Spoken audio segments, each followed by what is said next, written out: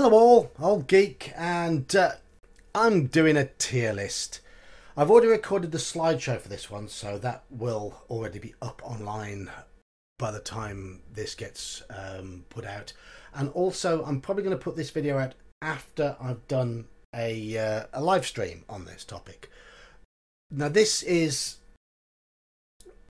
a tier list featuring the module covers from Basic, Expert and AD&D from 1983 to 1984. There are a couple of 83 ones missing, UK1 and U3, because they both had rear cover art, which I featured on an earlier stream, so I put their front covers on that, the equivalent front cover stream for that one earlier. So they're 83, but they are missing. And you can see my categories up there. Same ones I've used in my previous tier lists. S is geek, A is nerd, B is dweeb, C is dork, and D is table flip. Now I'm reserving S for ones I consider to be the very best, so you'll get some really good stuff going into nerd and some pretty decent stuff going into dweeb, and almost certainly plenty of terrible stuff going into table flip, with the very average stuff in dork. So that is the plan. I'm just going to flick through now and give my completely unqualified opinion on the quality of the cover art from all these lovely old modules, because I'm not an artist. I like doing this sort of thing.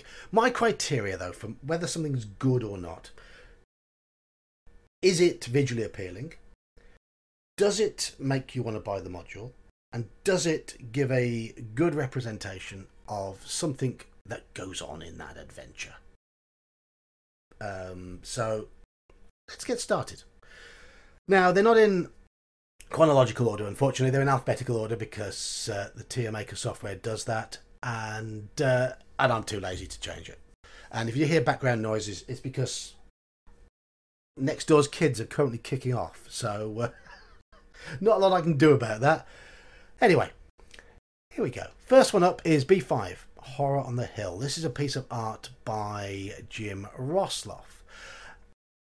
If you can't see the art very well on this list, get the slideshow I've done up, which all the slides will be in the same order as they appear on here. So you can just flick through, pause, and you can see it a lot easier. So, because Tier Maker does make things quite small. Now, Horror on the Hill. I'm going to try and be very objective and not influence my opinion on the cover with my opinion on the module itself. I really like the module Horror on the Hill. I think it's a good basic adventure, very solid, a bit tough, but it is very solid. I've got a fresh cup of tea here as well, so keep the palate moist. But I don't think the artwork on Horror on the Hill never really made me want to buy it, and I never did first time round. It's Jim Rosloff. He can be very hit and miss. It's quite a dynamic picture, but it's going to go in dork. I think it's quite average in terms of cover art. The grey doesn't really help either very much. Now, the Veiled Society. I fully accept that this might not be the greatest quality in terms of cover art. It's a bit basic, really, but it's got an atmosphere to it, and it mixes with that purple of the background cover very nicely, and it is an intrigue module, so it does show what's going on in the module very well, and I think it's an appealing cover, though the art itself isn't all that great. This one's by Steve Chappell. I'm going to put it, I think it's better than Horror on the Hill. It's going to go into dweeb. Now, things may be altered, and I'm going to try and rank them within each category as well. So things might shift up and down as the video goes on, but I think the Veiled Society's cover is better than Horror on the Hill. Rahazia, however you want to pronounce it.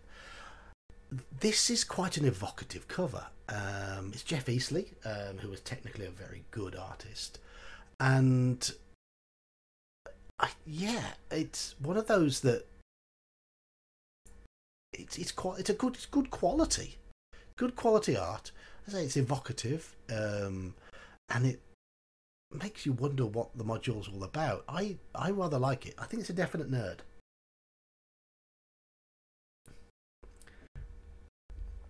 Okay, Journey to the Rock, B8. Now, I know lots of you love Larry Elmore. I didn't buy this adventure for multiple reasons. I wasn't really into basic D&D at the point when this came out, but equally, it's a murky brown cover with a very bland piece of art. Yeah, it's technically up to Larry Elmore's usual high standard, but it's got to be more than technically good. It's got to be visually appealing. It's a bland title for a bland adventure with a bland piece of art that didn't encourage me to buy it, and it's one of my least favourite covers, I'm afraid. Goes into table flip. Ghost on Lion Mountain. An odd piece of art. Bob Horace, I think his name is. Morris. The only piece of art he did, as far as I know, for AD&D and basic D&D. And it is odd. It's... yeah. Never made me want to buy this adventure. But at least it's got a bit of dynamism to it. Dork. Right. Lost Island of Castanemir. A module I've gone on record quite frequently saying I don't like. But I bought it. Why did I buy it? Because it had this attractive cover. It's an action-packed cover. It's a cover that intrigues you. It stands out off the shelf. It's bold. It's colourful. And I've just burped. And I think it's a very good cover. So another Jeff Easley one goes up to nerd. Good cover. Shame about the module. Conan Unchained and Conan Against Darkness. Lazy tie-ins. They've got a bit of Conan licensing, so they take a picture of Arnold Schwarzenegger looking muscular and slap him on the front of the adventure. And, well, this picture will sell these modules. Doesn't matter about the quality of the modules, which were rubbish. And they go right to the bottom. I think these are two of the worst covers of all time in the history of D&D. I think they're appalling. They're lazy. Bad covers, bad adventures. Right down the bottom with you. Okay, Test of the Warlords. CM1. Clyde Caldwell. Clyde Caldwell rarely let us down with cover art. B9, perhaps, is possibly the only one. And I think this is a fantastic image. This one of the a warlord on his destrier, clad in obviously fine quality, probably magical armour. Yeah. Does exactly what it's supposed to do. And that's the first geek cover of this stream. Excellent. Really good. Death's Ride. It's a small picture, I can't read it properly. CM2. More Eastleigh. More excellence. Is it quite as good as the Test of the Warlords? I don't think so. I don't think it's quite as good as Test of the Warlords. But Death's Ride goes in the very top. Very top of nerd tier. Ahead of Rahasia. Come on, there we go. Death's Ride. Good, really appealing cover. Really appetizing, I think is the word. I think the same goes for Saber River as well. It's Dungeons and Dragons, and here we have a great big red dragon leering over a pile of treasure. This is Keith Parkinson, and I think it's among his best images. And this is going to go right to the top of nerd tier as well. Just about there, I think. I think that's a great cover. I think it's a really nice cover. Back to Caldwell. We've got the Dragonlance series coming up, and DL1, Dragons of Despair, was a Caldwell cover. The Black Dragon, Kisanth, really iconic encounter. where the heroes of the Lance first meet a dragon and fight it. Sadly, it's a very scripted encounter, which is very unfortunate, and lets the module down. But the cover certainly doesn't. The cover really doesn't let the module down at all. It's very well presented. It's a lovely piece of art, and it's going right in there, right in there. Very high tier nerd. That and Death's Rider, almost geek tier for me. Excellent, excellent cover. Right, Dragons of Flame, DL2. Again, it is high quality. It sells the product. It's better than the product itself. This one's Eastleigh. Typical slick artwork. It's not as exciting, though, as DL1. It's going to go...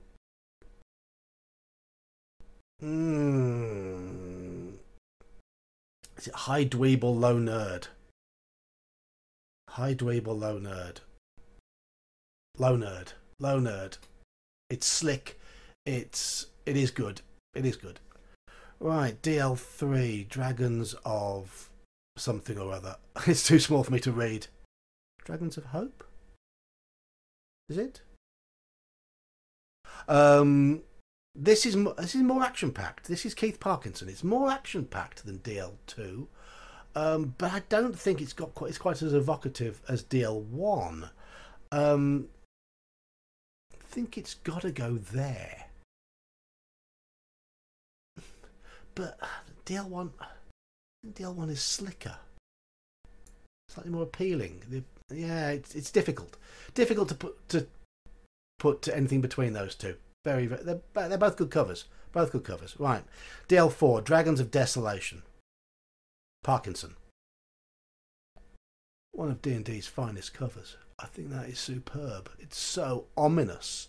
The way the flying city. It's a flying city, isn't it? Circled by dragons. Yeah, I think it's awesome. I think it's a really, really good cover. Again, I don't like the Dragonlance modules, but that cover...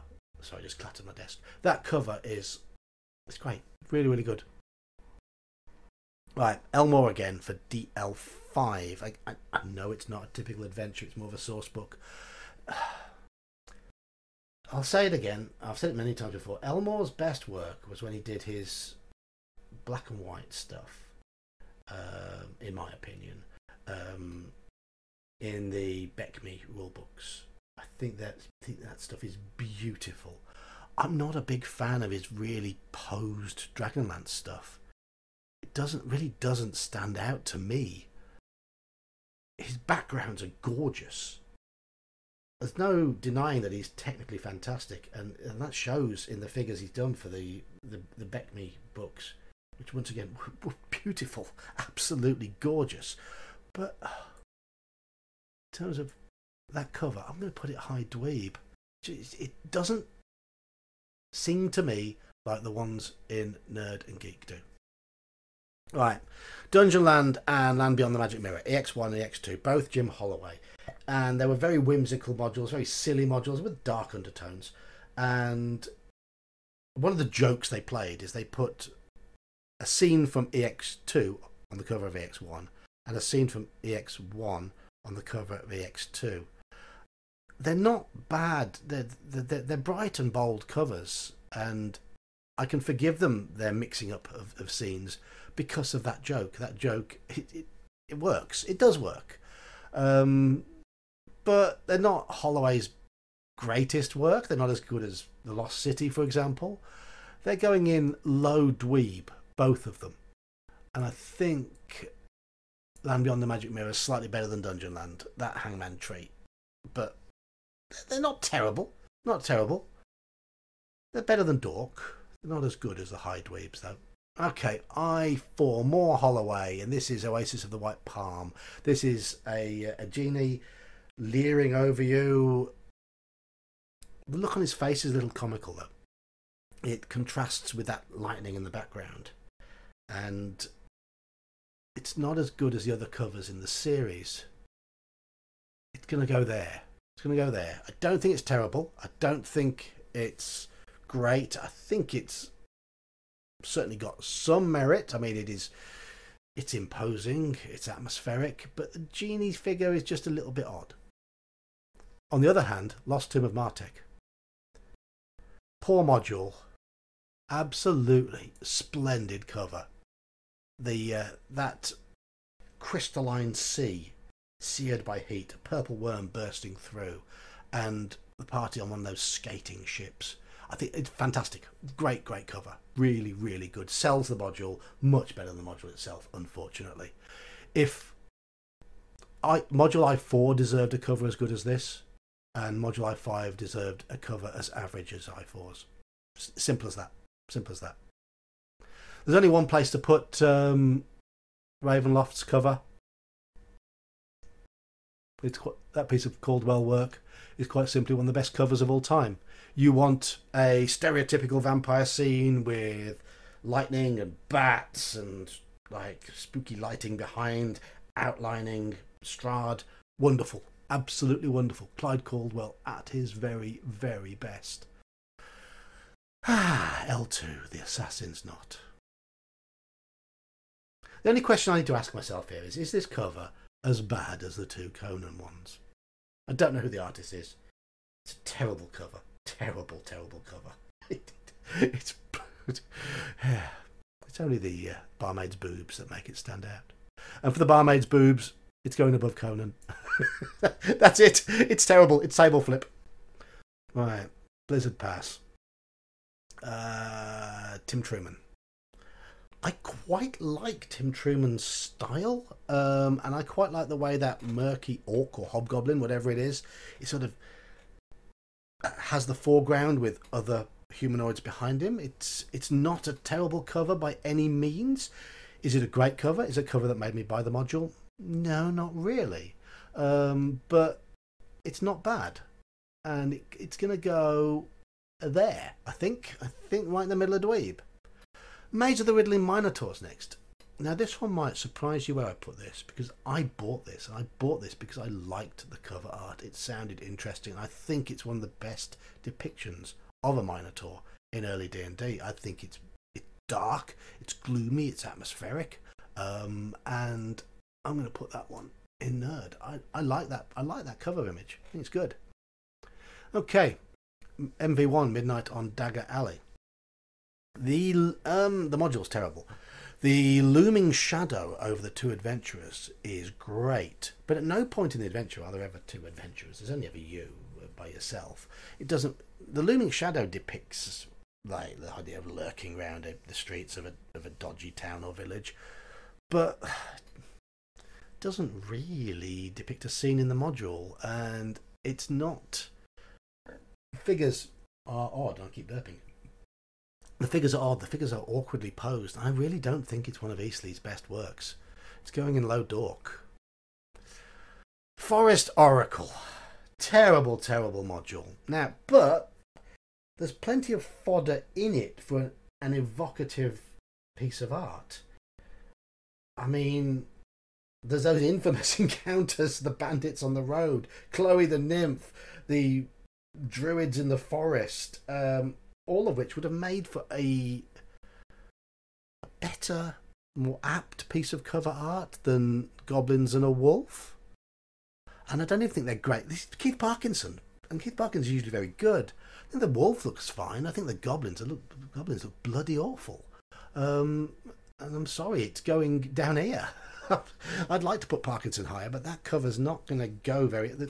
It's a poor choice of subject matter. And the goblins aren't great, and it doesn't make you want to buy the adventure. Luckily, so it does its job, because you don't want to buy this adventure. It's crap. Okay, the Gem and the Staff, Harry Quinn. I don't know a lot about this adventure. I've not played it. I don't know how well it relates to what goes on. But I've not played it because it never jumped off the shelf at me, and it's just not a piece of art that makes me think I'm going to buy this adventure. It doesn't at all. I think I'm going to put it about there. It's a low dork. It's a bit bland. Blade of Vengeance, Jeremy Goodwin. It's definitely a more dynamic piece of art than the Gem and the Staff, but that elf looks awkward. It's not a great picture at all. But are you more likely to pick up and buy this adventure than Gem and the Staff? I'd say probably yes, but only just. It's not a bad adventure though. Blade Adventures is quite good. It's one of the best one-on-one adventures they did. So I think it goes there. I think it goes there. Mid-tier dork. Okay, the next two adventures. It's a bit of a shame, really. UK2, UK3, The Sentinel and the Gauntlet. A really good little series. The Gauntlet is a fabulous adventure. It's a lot better than the Sentinel, but they play well together. The Sentinel isn't particularly special by itself, but as a series, they're very good. And unfortunately, they were adorned by two very poor pieces of art by an artist called Pete Young. Sorry, Pete. The internal artwork, I think, is better, but I don't think it was that any of his art was of the quality that should be on the front cover of an adventure. And I've heard of people not buying these adventures because of the poor quality of the cover art, which is a shame, because especially the Gauntlet's fabulous. Where do they go on this tier list? I'm going to put the Sentinel there. It is definitely table flip. Not as bad as the Assassin's Knot or Conan, but certainly worse than Journey to the Rock. The Gauntlet is slightly better, but it is still low dork. No, it's better than the Forest Oracle. It's better than Gem and the Staff as well. At least it's a bit more dynamic. But it's not great. It's not great at all. It's a lot better than the Sentinel's art, though. So the Gauntlet is the better of the two. And it's a better module of the two.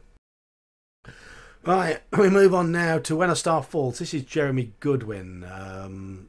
Now, okay, his artwork is of an odd style. And he did Blade of Vengeance. I think that When a Star Falls was his first cover, and it does actually display what's going on in the adventure very well, especially that purple cover. The purple cover gives it a mystical feel, which the adventure certainly has when you play it. It's a lovely little adventure, but it's not the sort of cover art that makes you go, "Whee, buy me," but it does sort of intrigue you a little bit. And I'm going to put it, I think it deserves to go about here, because of how apt it is for the content of the scenario. I don't mind it. I don't mind it at all. Now, what I do mind is the Eye of the Serpent. Tim Sell was the artist. And I really don't think Giant Crows sell an adventure very well. And this odd piece of art doesn't help. It doesn't jump off the shelves. It's quite bland. I bought this adventure because it was a one-on-one or low-level small party adventure, which was ideal for me. It was nothing to do with the cover art. I'm going to put it there. I think it's table flip. I think it's worse than the Sentinel. It's better than the last three. It's got to be better than the last three. Can't be worse. All That Glitters. Brian Williams, I think. Just let me check my list. Yes, Brian Williams. Now, this is certainly better cover art from the UK series than UK's 2, 3 and 5. Is it great? No. Is it interesting? Yes. And it's odd, but I think it's going to come in about here. About here. It's not terrible. It's not terrible at all. It's certainly better than I think those beneath it. Yeah, I think that's fair enough. Bit of Clyde Caldwell now. Clyde Caldwell for Morden Canaan's Fantastic Adventure. An adventure I didn't buy.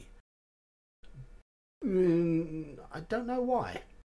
I didn't need adventures of this level, and I was starting to feel a bit meh about the quality of AD&D modules by the time this came out. I think it was late 84, and there's not a problem with the cover art. The cover art's decent. It's not Caldwell's best, but it's exciting because you've got a mage, Morden Canaan, going with his spells.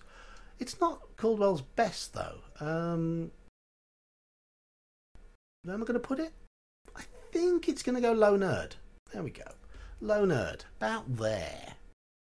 Right. X4. Master of the Desert Nomads. I'm never going to say this Harry Quinn piece is of the highest technical quality. It isn't. But it does have the wow factor. Unfortunately, the big juggernaut in it only had a very minor role to play in the adventure, which does mark it down a little bit. I wish Juggernaut there had been more juggernauts in the adventure, because it's like, whoa, what the hell is that thing? And I bought it as a result of this piece of cover art, because I was intrigued by it. It's not real high quality, but it squeezes into dweeb. I think it's going to go above the EX ones, about there, because it did make young me buy it. X5, Temple of Death, much better cover. This Tim Truman cover really does evoke the atmosphere of the adventure, that Middle Eastern feel, the Malfarer, the use of colour. I like the odd use of colour here with these blocks of different colours, rather than trying to make it look realistic in terms of colour. Those blocks make things stand out nicely. Love that red moon in the background. I think it's great. I think it's a really, really good cover, and it deserves to come in. I'm going to put it here. I think I'm going to put it there. Yeah. I like that cover. I like it a lot. Really do. Quagmire. Steve Peregrine. I think it's his only cover he did. And it didn't make me buy this adventure. It's average. It's inoffensive. It's not terrible. But it's just not exciting. And for that reason, I think it's going to go about there. Yeah, I think it's going to go about there. No, I'm going to move it up to there. It's dork. It's mid-dork. There's nothing wrong with it. There's nothing right with it either. Right, Elmore now, and War Rafts of Kron. If I'd have seen this cover on an AD&D adventure in '84, I'd have bought it straight away. The only reason I didn't buy it, it was Expert, and I'd stopped playing basic D&D, Expert D&D by this point. But yeah, this cover would have screamed out to me, buy me, because it's not technically one of Elmore's greatest, but it's got more energy than most other Elmore pieces. It really has. And I think it's a good cover. It certainly deserves to get in about, I'm going to put it there. It has pushed the nerd tier down a little bit. But yeah, I'm going to put it as a low nerd. I don't think it's a bad cover at all. I think it's a very good one. Drums on Fire Mountain next. Brian Williams. It's not very poor. Very, very poor. You're going in there, I'm afraid. I think it's one of the weakest covers of any of that sort of series of modules. Didn't make me want to buy it at all. Too comedic. No, don't like that. I really don't like that cover. Really, really do not like that cover. Don't know anything about the module, so I can't say. Quest for the Heartstone, another very poor cover. This is Jeff Easley, and this is Strongheart and Warduke. And Warduke looks like Warduke. Strongheart looks like a 7-stone weakling. It's not a bad salamander image, but you're not gonna sell an adventure with it. It comes in. I think it comes in about there. It is a table flip cover, I'm afraid. It's a table flip module. I probably have coloured my opinion of the cover with my opinion of the module, but I just think Strongheart is just so poorly done there. So skinny. He's meant to be this strong, heroic paladin, and he see bigger muscles on mages. Really, seriously. We're finishing up with Lathan's Gold. This is Jim Rosloff, and I think it's a pretty horrible image. I think it's really rather poor. Let's get it on screen so you can see it. Check out the slideshow for what it really looks like. It's messy. It's clunky. It's like colours splattered on a page. Then figures are clumsy. It's going in.